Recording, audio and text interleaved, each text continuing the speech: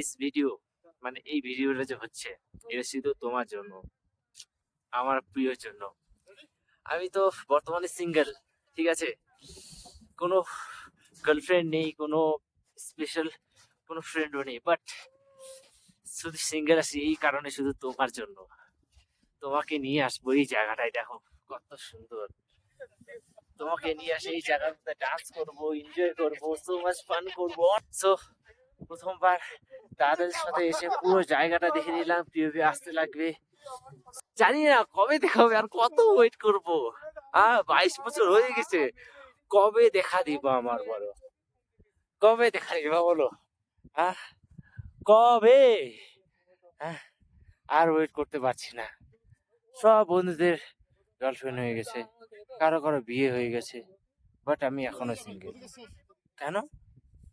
So by, ভালো থেকো। এখন প্রচন্ড ঠান্ডা শুরু হয়ে গেছে, তো আমরা এখন রওনা দিব কোথায় বলো তো? যে হোটেলে আমরা ছিলাম সেখানে।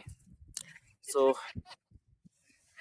জানি না কবে দেখা হবে, তো ততদিন ওয়েট করবো তোমার জন্য। বাই। একটা কিস দাও না। আয় আয়। So by. বাই তো বলার ইচ্ছা বলছে না, বাট